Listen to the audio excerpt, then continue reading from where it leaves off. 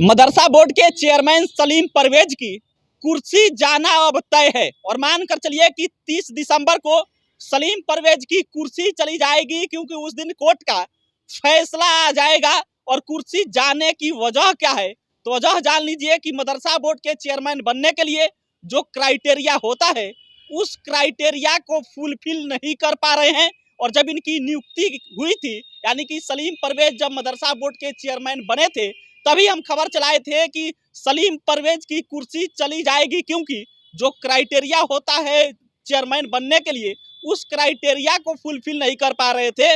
और इसी वजह से लगातार उनके खिलाफ खबरें चलने लगी थी और तब कोर्ट पहुंच गए कुछ लोग, और कोर्ट में जाने के बाद से कई सुनवाई हुई और अब कोर्ट यहां तक पहुंच चुका है कि 30 दिसंबर को तारीख है और 30 दिसंबर को मानकर चलिए कि संदीप कुमार की बेंच सुनवाई करेगी। और उसमें इनसे कहा गया है, कि सलीम परवेज के पक्ष के से कहा गया है कि ये बताइए कि आपकी जो नियुक्ति हुई है अगर वो लीगल है तो डॉक्यूमेंट्स दीजिए कि किस डॉक्यूमेंट्स किस प्रोसीजर के तहत आपकी नियुक्ति की गई है। और जब लीगल आपका नियुक्ति नहीं है तो आपको हटना पड़ेगा। और मानकर चलिए कि सलीम परवेज की कुर्सी चली जाएगी। क्यों चली जाएगी? क्योंकि मदरसा बोर्ड के चेयरमैन बनने के लिए जो क्राइटेरिया होता है वो होता है या तो आप कहीं शोध किए हो या फिर मिनिमम 10 ईयर्स आप पढ़ाए हो, एकेडमिक एक्सपीरियंस हो, या फिर आपके पास पोस्ट ग्रेजुएशन होना चाहिए। और तीनों क्राइटेरिया सलीम परवेज नहीं फुलफिल कर पा रहे हैं।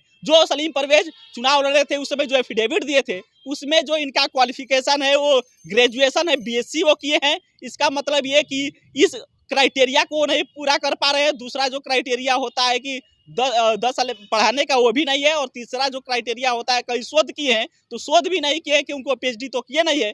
और इस वजह से सलीम परवेज की कुर्सी अब जाना तय है। संदीप कुमार की बेंच उन पर सुनवाई करेगी। 30 तारीख को सुनवाई है और 30 तारीख को मानकर चलिए कि फैसला आ जाएगा, क्योंकि कोर्ट की तरफ से कहा गया है कि सलीम परवेज अगर आपकी नियुक्ति लीगल है तो आप बताइए कि किस डॉक्यूमेंट्स के तहत आपकी नियुक्ति हुई है, किस कानून के तहत नियुक्ति हुई है। क्योंकि बिहार सरकार ने जो कानून बनाया है, बिहार सरकार अपने ही बनाए गए कानून के विरुद्ध जाकर सलीम परवेज की नियुक्ति कर दिया था।